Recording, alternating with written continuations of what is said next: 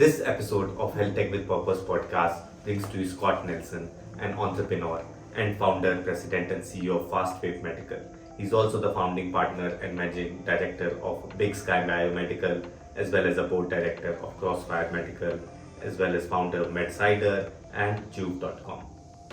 In this episode, we learn about building a journey from zero to one, especially in the medical device startup space, the lessons that Scott has learned over the years, and how anybody going to start or building a medical devices startup can learn from the lessons. So, welcome, Scott. How are you today? I'm doing great, Ayush. Thanks for having me on the show. Great, lovely speaking with you today, and I was really looking forward to this conversation given your very unique experience in one of the most difficult startup niche areas, I would say, because healthcare is already tough, and then medical devices is tougher, if I can say. So, why not you take a few minutes to introduce yourself and your work, Scott? Let's start from there. Yeah, you're definitely right, Ayush. I always like to use the analogy that building a startup in the medical device space is like playing the game on hard mode, right? So for the gamers listening to this, I think you'll maybe appreciate that analogy. But yeah, I won't bore your audience too much going line by line through my background. But at a high level, I would say I spent the past nearly 2 decades primarily operating in the med tech space, the medical device space. I would say that the first half of my career was spent with large strategic companies. Some of those include Bard Peripheral Vascular, which was acquired by Becton Dickinson a few years ago. Boston Scientific, which I think probably most people are familiar with. I actually came into Covidien through their acquisition of a smaller startup called Bacchus Vascular, nearly, 13, 14 years ago now. And ended up staying on board through Medtronic's acquisition of Covidien, which was one of the largest M&A deals in the space. And that was back in, 2014-15 timeframe. The first half was with large strategics. And then really for the past decade or so, or close to a decade anyway, I spent most of my time anyway, in early stage startups, either as an early employee or actually founding or starting the companies myself. So some of those include Touch Surgery, which was a London-based digital health startup founded by Dr. Jean Neme and Andre Chow. That exited to Medtronic. I started a company called Juve, Joovv, which actually was my first foray outside of sort of traditional med tech, which maybe we'll have a chance to dive into that in a little bit more detail, because that's that was an atypical experience for someone that's always operated in pure play medical device. And so I started that company. We developed and commercialized a class 2 device, but it did it entirely online, direct to consumer. And so ran that company for the better part of 3 or 4 years. And then really over the past 3 years, almost exclusively, I've been focused on a company called FastWave Medical, which is where I'm currently the CEO. And this is back in the traditional med tech space, in the cardiovascular arena. And we're designing and developing something called intravascular lithotripsy, which is an energy-based angioplasty balloon catheter that generates and delivers shock waves into a blood vessel to break up calcium, with the end goal being that you want to keep the blood vessel open. So hopefully that helps set the stage maybe for the rest of the conversation. But yeah, at a high level, again, most of my time has been spent in pure play med tech. Most of that within the cardiovascular arena, but did have a kind of a fun ride with that direct to consumer company I mentioned called Juve. Great. No, definitely. You have a very comprehensive background, and I would like to go deeper with these experiences today. So, like building a med tech device company ground up, it's a Herculean task.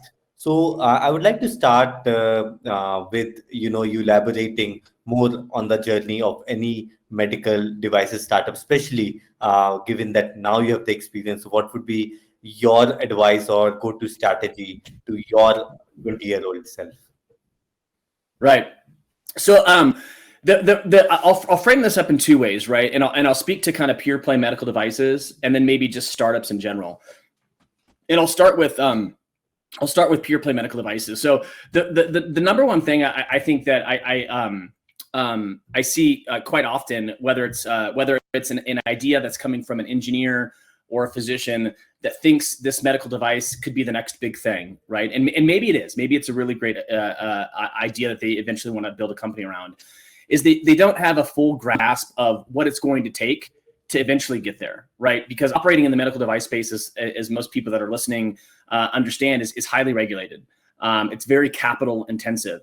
And so the number one thing that you need to think about, even if your idea is a great one, right, is it a venture-based sort of idea, right? Is it an idea that can eventually scale with capital and be acquired, where in a scenario like that, everyone wins, right? Founders, employees, investors, et cetera. So to be a little bit more pragmatic, you could have, and I'll kind of frame this up within the cardiovascular space, right? You could have an idea for the next really cool catheter, right? That does a really novel thing. But if the market is just too small, right, you have to really take a step back and think, how can I effectively get to the next development milestone, the next Reg Clin milestone, with enough capital, right, to effectively kind of position this asset for an eventual liquidity event.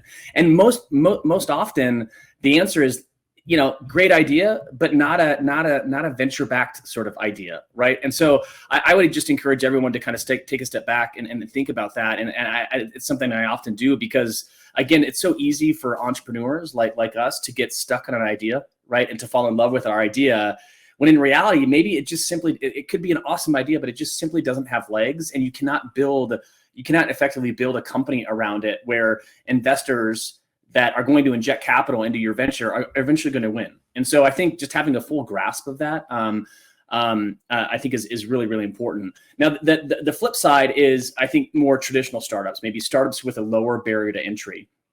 The one thing that I'd call out with respect to that, and this could be, a med tech, it could be a health tech device, right? That's maybe not as capital intensive as pure play medical device. It could be maybe a SaaS company that operates within the healthcare space. I think that the number one thing that you need to, if you're working on something that kind of falls in that bucket, right? That I just referenced, it's a little bit lower barrier to entry, less capital intensive. I think the number one thing that you need to do, especially in today's macroeconomic environment, is find traction, right? Another way to say that is product market fit, right? But sometimes product market fit can be kind of a nuanced area. Sometimes it's, you overthink it, but traction is what we're after, right? Does this thing that you're working on resonate with your end audience, and will they pay for it, right? And so the faster you can get to making a decision on that, the better. So a good practical story that I like to reference is one of my buddies, Justin Mayers. He's the founder of a company called, he's a serial entrepreneur, but maybe best known for founding a company called Kettle and Fire, which is in the CPG space, bone broth. It's a bone broth company. But one of the story I really like to share his story because when he founded the company, he saw a trend, right, in the bone broth space. This was before bone broth was popular. This was, I think, maybe back in 2014, 15 timeframe. But what he did is he threw up a simple landing page, right? Drove a little bit of traffic to that landing page, right? From, I think, paid search and paid social. And he didn't have a product at all, right? He had no product to sell, right? And he simply wanted to see, will people pay for this thing that doesn't exist yet, right? And sure enough, within, I think, maybe 1 to 2 weeks, he actually did receive orders, right? People were paying a relatively high price for this bone broth that he didn't have, right? And it was a fast, relatively easy way for him to determine whether or not this thing has legs, whether or not he'll eventually see some traction. And so I share that story. It's not applicable in every scenario, but kind of the mindset, right, I think is important. Where for us entrepreneurs, we want to be able to make that determination of whether or not this idea is going to have traction, is going to have product market fit as soon as possible, right? So because if it doesn't, you just move on to the next idea, right? And try to go after the next thing. So I think those two ends of the spectrum, whether it's pure play medical device or maybe a lower barrier to entry sort of, health tech or digital health play, I think are really, really important to consider.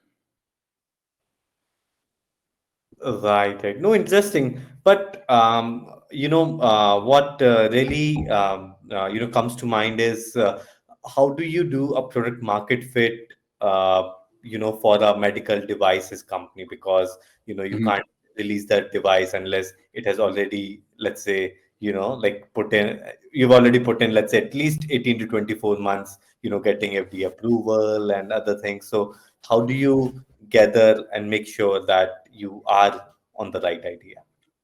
Yeah, that's a great point. I'm glad you brought it up, right? Because that's the counter argument to what I just mentioned, right? Is like, well, wait a second, Scott. You're talking about a highly regulated space.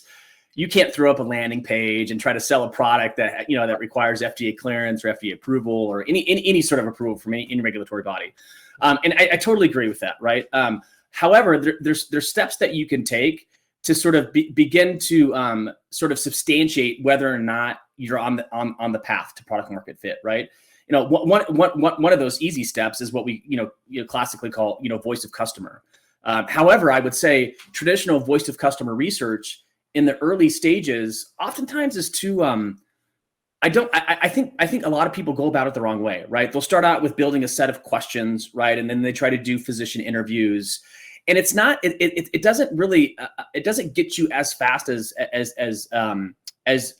possible to this idea of whether or not this thing is going to resonate, right, with your end users. And so one of the things that I often recommend is when you're going through a classic VOC or voice of customer exercise with physicians, don't just ask a basic list of questions, right? You need to go deeper. You need to get some sort of more tangible, realistic response from your end users. And so one example would be how quickly can you get to some sort of prototype, right? Some sort of tangible prototype that an end user, whether it's a physician, a kind of a nurse provider, maybe it's some other stakeholder, where they can actually touch your product, right? And they can like tangibly respond to it, right? If you can't get to an actual physical prototype, maybe it would be renders, right? And there's a lot of different ways to source whether it's 2D, 3D renders, right? But the goal is that don't just start with a basic list of questions. You need to get to something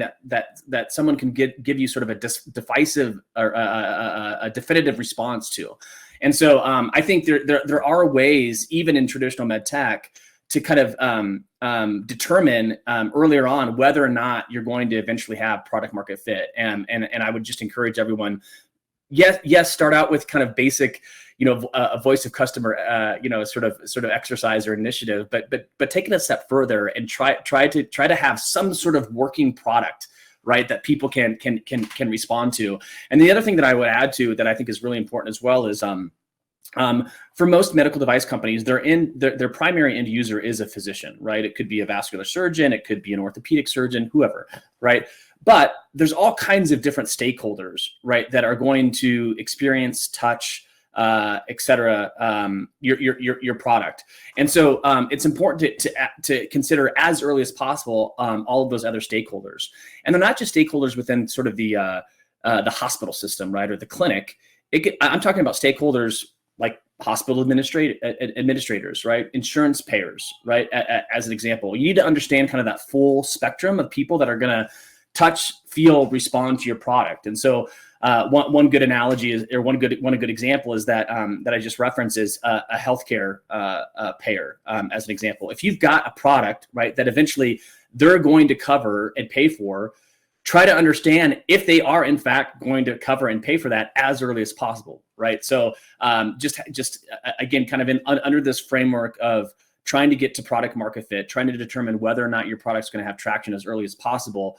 Make sure, one, you have something tangible that they can respond to. It could be something lightweight like renders, hopefully maybe a prototype. If it's a SaaS product, some sort of working thing. And then secondarily, make sure you try to touch the stakeholders that are going to be involved in any sort of decision-making process around your particular product. This episode of HealthTech with Purpose podcast is brought to you by MindBowser, a product engineering and digital transformation company focused on health. At MindBowser, we enable health companies to build the future of health where accessible, equitable, and patient care. We strongly believe that technology can empower a healthier world, and that's why we are partnering with healthcare experts like yours to make it happen. Hi guys, thanks for listening to HealthTech with Purpose. Make sure to subscribe us on Spotify, Apple, and YouTube for more expert insights on industry innovation and transformation. And remember, share the knowledge. Right. But have you found a difference between, let's say, the physicians or clinicians saying yes during the prototyping phase or the voice of the customer survey versus, when you are really actually asking them to open their purse, or when you're going to the stakeholders who are to basically provide the money, for example. So has there been a difference, or like, and how to deal with it? Yeah, and I'll answer that specific to kind of more the traditional med tech or medical device space. But that's why I brought up the story of my buddy Justin and Kettle and Fire early on, because there's ways to do this that will give you a much more realistic kind of idea of whether or not people are eventually going to open up their checkbooks and pay for what you're trying to sell. But within the traditional medical device space, that's why I think it's so important early on to talk to those sort of tertiary, those second and third degree stakeholders, right? I mentioned insurance payers, but another good example would be hospital administrators, right? At least here in the U.S., yes, a physician is kind of your primary end user, but ultimately they're going to have to convince some sort of committee, some sort of board at the hospital level to actually buy or bring on your product into their system. And so the sooner that you can have conversations with those folks, right, at the hospital administration level, people that sit on those types of committees that make the determination on whether or not they're going to bring in your product, you need to be having those conversations earlier, as early in the process as possible. And you can't just sort of take sort of a let's say, for example, you're having a conversation, going through maybe a VOC exercise with a physician, and you ask that question: is this something that you think you would sponsor to bring into the hospital? And they say yes. Well, you need to take it a step further, right? You can't just accept that at face value. You need to actually go and talk to other stakeholders that are involved in that decision and get their responses too, because they very well may say, yes, I agree with Dr. Smith. This is a good product. We would consider it, but here's why we wouldn't bring it in, right? And so if you're cognizant of those reasons why they may not actually bring your particular device or your particular system into the hospital, you need to understand that early on in the process. Ideally, while you're designing and developing the product, because those sorts of considerations are really, really important. Yeah, no, that's super important, because that's the delicate balance that any founder has to manage. So one of the useful systems that I've seen, especially in such a tricky surface, could be the various accelerators or the ecosystem partners that can help you connect and help you guide as well during these early stages. So what is your opinion? Have you been a participant of any particular accelerator by going from 0 to 1? And if yes, then what has been your experience? If no, then why not? So either ways, yeah, what has been your outlook on that? Yeah. So I'm part of sort of I would say it resembles more of a venture studio more versus kind of a true kind of accelerator or incubator. But I think to answer your question, they can be extremely valuable, right? And it seems like accelerators and incubators and how you describe them, the walls sort of merge together. It's hard to kind of discern who does what and what the differences are between the two. But I would say I'm speaking to the entrepreneur, right, in this that's maybe listening to this, is I would say highly encourage you to get involved, right, as early as possible with a wide variety of accelerator and incubators. Consider them all. Some are going to be able to deliver much more significant value than others, of course. And when I say value, I'm not just referring to capital, right? I'm referring to sort of the ecosystem that they provide, which arguably may be more important, right, than winning a $50,000 competition, as an example. But being able to tap into tangible resources that can really get you to the next milestone early on is really, really crucial.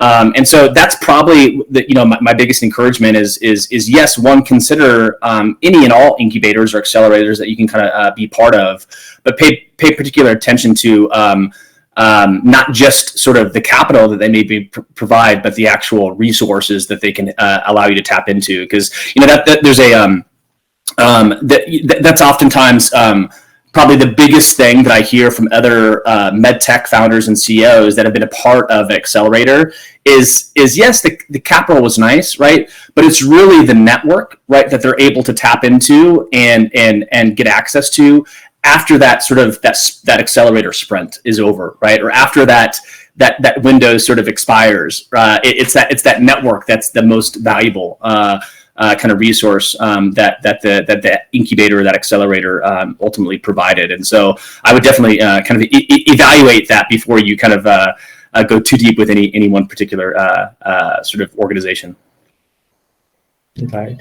And another, difficulty for any founder who is, looking for that long-term journey, like we discussed, easily 18 to 24 months, is the allocation of resources, both in terms of time, team, attention. Everything has to be allocated, because like that's one of the important things of any entrepreneur. Like, how do they say, especially no to things that don't matter, and choose the right things to focus on. So, Scott, like from your experience, how should that division should be, if you were to provide any kind of guidance on that? Yeah, the kind of the sort of the framework that I like to use is that, and this is potentially maybe a little bit more applicable to a highly regulated space like medtech, but you're pushing this boulder up a hill, right? You're going against all of this friction, right, with your venture and your startup. You're pushing this thing up the hill, but it's best to think about this hill as there's sort of plateaus that you can get to, right? So you push it up a sprint, then there's like a leveling off period. Then there's another sprint sort of up the hill, and there's another sort of plateau. And that's sort of the best way to think that I personally think about this process of kind of budget allocation, because it's really you really should be thinking about sort of those plateaus being milestones, right?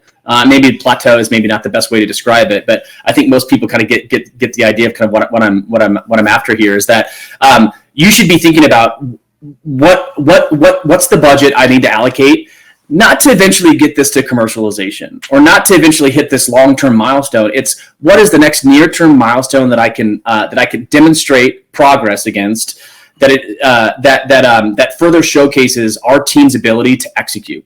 Right. And so I think it's really, really important for entrepreneurs to kind of be thinking about that. So like, as an example, if you're raising a seed round, right, and it's a $5 million seed round, you need to be thinking about of that $5 million, what are the key, 1 to 2 milestones that you're going to hit with those, with that capital.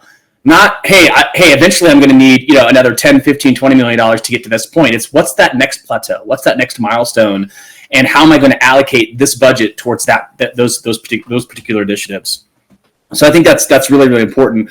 The other thing that I think that sort of coincides with that is, again, I'm speaking to an audience that is operating within a capital intense kind of startup environment, is that when you're raising your rounds of capital, right? Because that's almost like unless you're uber wealthy, you're going to need to raise capital for your particular venture. Is that, yes, you need to be thinking about the near-term milestones that you're going to hit with this particular round of financing, but also be thinking about, you need to be loosely kind of thinking about what's around the corner, right? So if you're raising a seed round, as an example, right, and you're going to hit these 2 or 3 major milestones with this allocation of capital, you need to be thinking about how that parlays eventually into your Series A. Because most likely you're going to need to raise that next round of capital. So don't do anything too crazy in this seed round that's going to negatively affect that next round of financing. So kind of thinking around the corner, thinking a little bit ahead, I think is really, really crucial. And it's something that Lloyd Diamond mentioned to me in an interview I did with him, maybe a year ago. He's the CEO of Pixie and Vision. He's he mentioned that very same thing. Is like a lot of founders make the mistake of not when they're raising a certain amount of capital, they're not thinking about the next round, right? And how this round is going to affect that round. And we saw this a lot in kind of the 2020, 21 kind of years with a lot of startups where they raised at crazy valuations, and now they're there's this whole kind of cohort, this vintage of startups that they're doing down rounds or completely going bust because there's no way that they're going to be able to hit that sort of valuation. And so that I think that's just an important point to consider as you think about allocating budget, right? Again, just in summary, I'm riffing a little bit here, but in summary, it's yes, exclusively focus on how you're going to allocate that budget to get to your next very near-term milestones, right? But also consider how this is going to affect that next round, right? And making sure that you're not doing anything demonstrably kind of negative that's going to negatively impact that. Right. Yeah, it's such a tricky thing. I mean, one slip and all of the hard work that you have already put in, goes for a toss. So yeah, like you really said, at the start, it just connects that it's like playing on the hardest level. That's right. Yep. I mean, there's you see it, right? You see it a ton of different startups, and it's all of them have their challenges. There's no doubt, right? I mean, I tip my hat to anyone who's ever taken a swing at a startup, right? It's not easy. It's not for the faint of heart, but yeah, especially in the, when you're operating in the life sciences with regulations and physical products. It's capital intensive. There's no doubt, and it's like tuning up the old video game and playing on hard mode. But it's fun, and I think that's one of the more rewarding aspects of being involved in life sciences. It's that you're not just building a cool new laptop or something like that, or some sort of device like that. Not to discount that, but you're working on something that typically has a very tangible, very measurable impact on someone's health, which is always pretty rewarding. Right. So, Scott, what do you see the future of health tech heading into now? What are the things that excite you the most, the possibilities that you see, especially in the new times that we live in, that have started probably by 2023 with the AI and the processing power and other things. So what has been your reading of what's happening? Yeah, I would say the biggest trend, and I'm not sure if it's necessarily eye-opening or novel per se, but the biggest trend I see is consumer-driven healthcare, without a doubt. And this is something that's been going on for the better part of a decade. And I think what's interesting about my particular kind of career journey is that my last, before kind of entering the world of startups, I ran downstream marketing for a business inside Covidien and Medtronic that even though we sold to physicians, it had a very consumer sort of flair to it, consumer bias, where in the sense that we marketed and sold to physicians, but we also marketed to consumers as well. And that was over a decade ago now. And then you as I transitioned into the world of startups, especially my experience with Juve, there's this burgeoning trend where people are taking much more responsibility for their health. Right, and you think, when you think about sort of the backdrop of, at least here in the U.S., the current sort of insurance market, where if you have an insurance plan, typically it's incredibly expensive on a monthly basis for the consumer, right? And the deductible is oftentimes so high that it's like you don't even really use it. You know what I mean? And so I think that this trend, I don't think, is going to stop.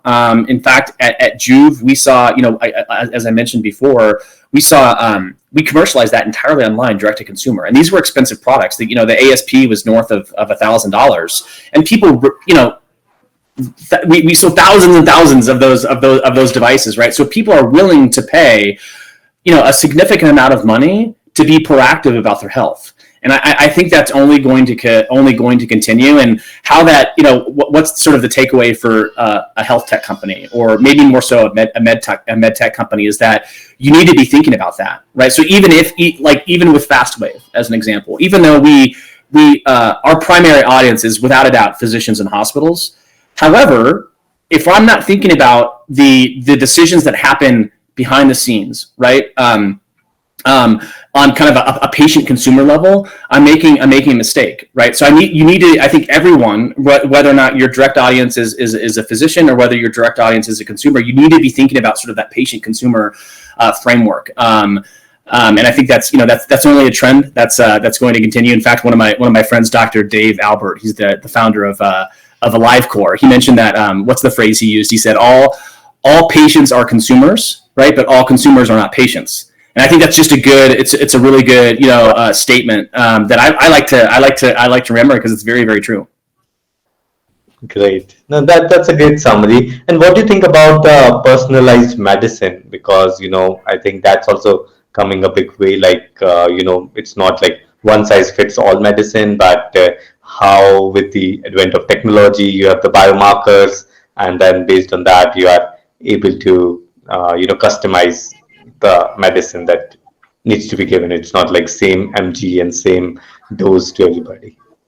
Yeah, yeah, I 100% think that that's part of that trend, right? Of this consumer-driven health, where consumer, whether you want to call them consumers or patients, right? They're taking more ownership of their health, and they're not going to settle for some sort of like generic kind of treatment algorithm, right? They're going to want it personalized, for them. And you start to see this even with like supplements, as an example. There's more and more companies, right, that are offering personalized supplementation, right? That's specific to that end user, right, based on blood profiles or biomarkers. And I think that's one example, but I think that trend is only going to continue, especially as more patients or more consumers are paying for these sort of treatments, these sort of services out of pocket with their own cash, right? Because then anytime any of us does that, when we're paying cash for something, it's a little bit more meaningful, right? And so you tend to have a little bit more responsibility, a little bit more ownership, and again, I think that sort of that idea of personalized medicine is only going to continue. And you see this even with like companies like Inside Tracker, right, which has become quite popular, where consumers are paying quite a bit of money for quarterly, semi-annual blood work, so they can kind of measure how their body is responding to certain whether it's exercise protocols, supplementation protocols, etc. And again, that's using that data to inform kind of the next treatments or the next sort of their go forward health plans. Again, I think it's only that those sort of things are only going to continue moving forward. Right. Very well said. So that would be the end of talk today. Thank you so much, Scott. And I believe I got all my questions answered very, very comprehensively from you. So it really helps, especially to any medical device entrepreneur that is, struggling it out, getting it out, and waiting for his opportunity to, go for the home run.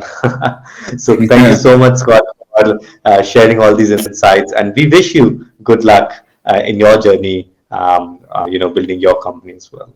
Thank you for joining us on the Health Tech with Purpose podcast. Before you leave, make sure to like and subscribe on Spotify, Apple, and YouTube. And if you would like to see someone on this podcast, do refer to us. My contact details are in the description. Before I leave, I wish you stay healthy, stay curious, and keep building.